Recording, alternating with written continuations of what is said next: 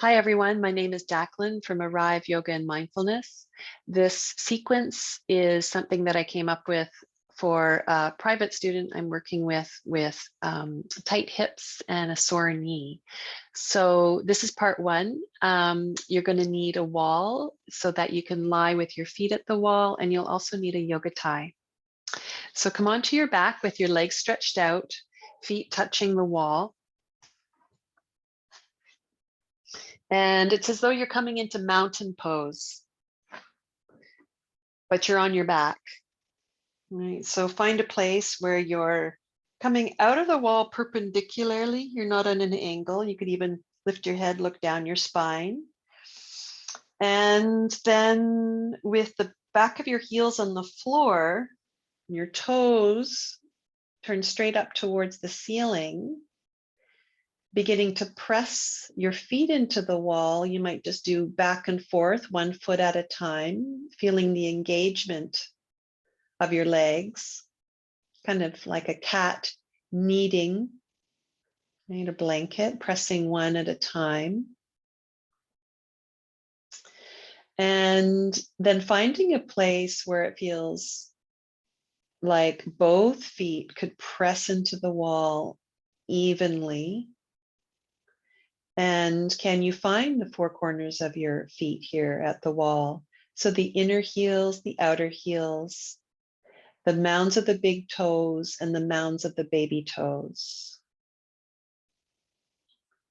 Letting the shoulders and the back of the heart and the skull rest heavy on the ground so that there's a settling down, as well as some energy in the legs, moving out of the pelvis, through the feet, into the wall and beyond. And then trying this little experiment, can you reach your legs into the wall from your outer hips, down through the outer seams of the legs, into the outer heels and the mounds of the baby toes, and just pressing the legs and the feet away from you, just through the outer seams of the legs. And notice what that's like for you. Notice where you're feeling the stretch or release or the lengthening, how the outer hips feel, outer knees, outer ankles.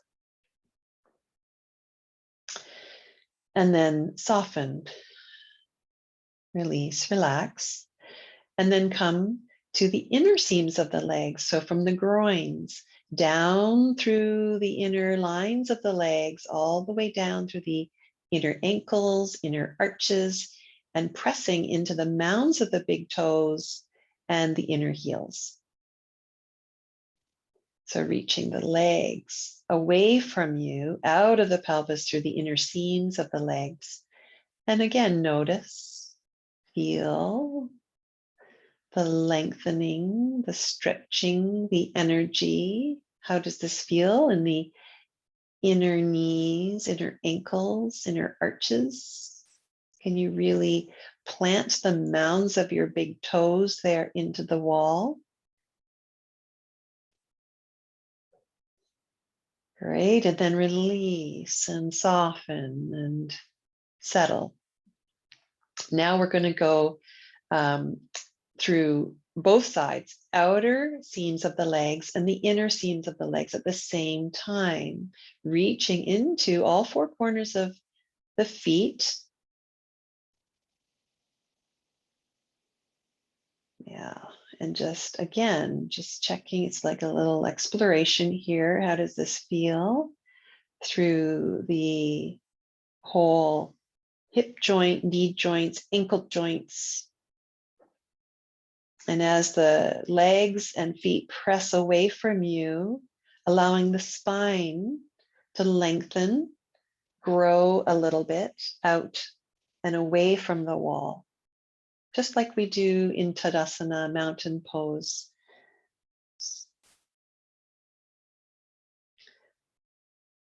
Great. Now relax, soften. And we're going to bend the knees Bring the feet to the floor, grab your tie, and then lifting your feet off the ground and looping your tie around both your feet. Yeah, taking hold of the tie with each hand.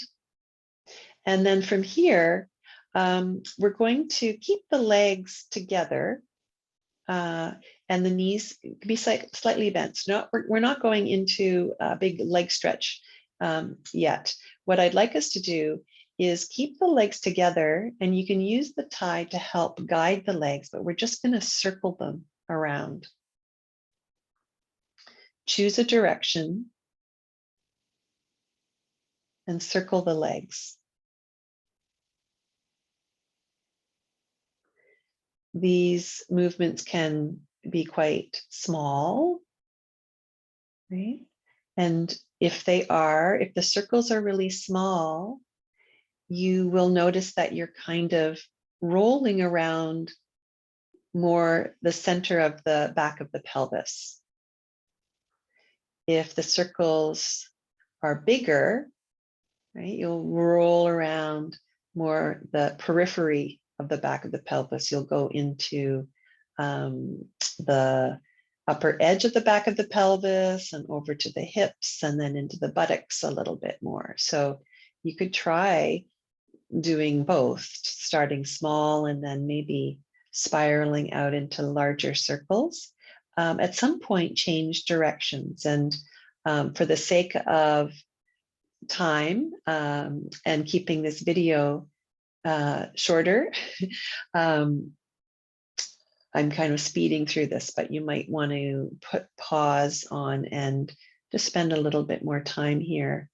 This is just a very nice, gentle way to get into the hip joints and to begin to move the pelvis in different directions, right? It's tipping forward and tucking under, rolling around, as well as bringing some stretch into the back of the legs. Okay, let's come back to center now and take hold of the tie in both hands. And we're going to back the legs away from us, right? You don't have to go very far, but backing the legs away from your chest so that you can begin to feel the pelvis tipping forward and you're more on the tailbone end of your pelvis. And then draw your legs in towards you. You could bend your knees as you do this.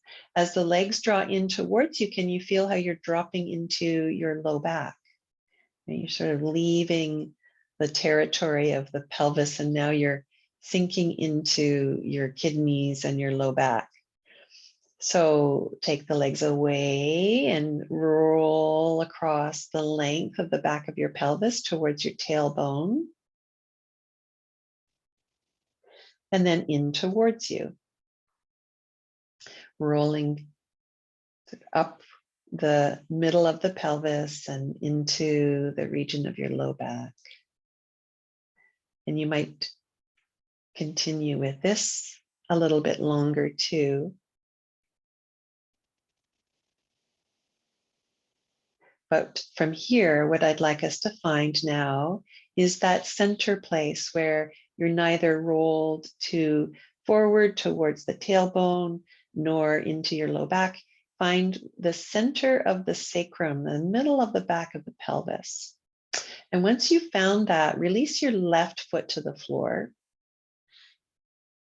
and stretch that left leg into the wall. And you might have wiggled away from the wall a little bit. If that's true, just wiggle back in towards the wall so that your left foot can touch the wall and the left leg is engaged as it was when we started. Both the outer and inner lines of the legs reaching into the wall. And with this right leg, same thing. We're going to reach up through the outer seam and inner seam, pressing the foot towards the ceiling now, so that the back of the knee begins to open. And as you inhale, soften a little bit, exhaling and reaching up through the outer and inner seams of the legs, both of them. Inhale, soften. You can see I have my right hand here at the top of my right thigh because I'm also encouraging this right hip to press a little bit down towards the wall, right? Keeping the pelvis square. So from here, still staying on the center of the back of the pelvis, so right down through the sacrum and keeping the hips level, we're going to take this right leg across the midline. I'm also internally rotating this leg just a little bit. So the knee and the foot are aiming towards the left shoulder. And as best as you can, right, keep reaching out through the inner and outer seams of both legs. A lot of information. You can pause me at any time and just breathe and explore these movements.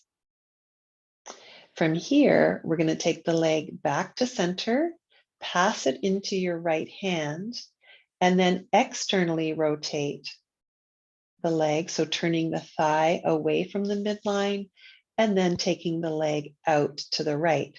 Again, keeping the pelvis level. You're not letting the pelvis turn to the right. It's tricky. This leg is heavy, so it's going to want to pull the pelvis off the ground.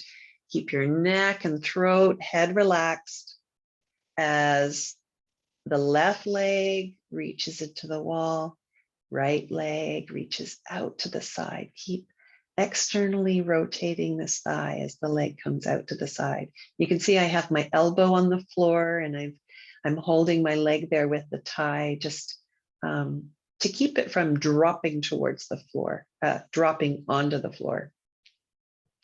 To bring this leg back to center, let's soften the knee a little bit. You could then sweep that leg back in.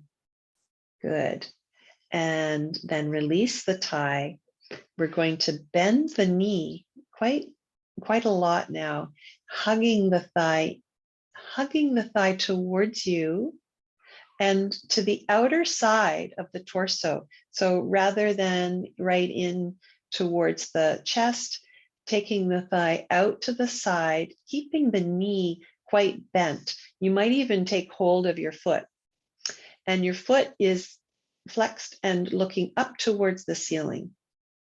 We're dropping now this thigh down towards the floor. It's like this right knee is coming towards my armpit. So this would be lunge pose if we were to do it belly towards the ground, right? But this could be a much safer place to do lunge pose if you're working with a sore knee. Okay, so it's lunge, but it's also half happy baby pose. Okay, and then let's gently release this leg, let it go, stretch it out, and let that foot connect to the wall. And come back to Supta Tadasana, reclined mountain pose, and just notice anything new. What's changed? What's changed in the hips? What's changed in the knees and the legs and the feet? So this is, I'll let you do part, I'll let you go ahead and do the other side. And I'll end this video now and we'll continue in part 2. Thank you so much for joining me. Take good care.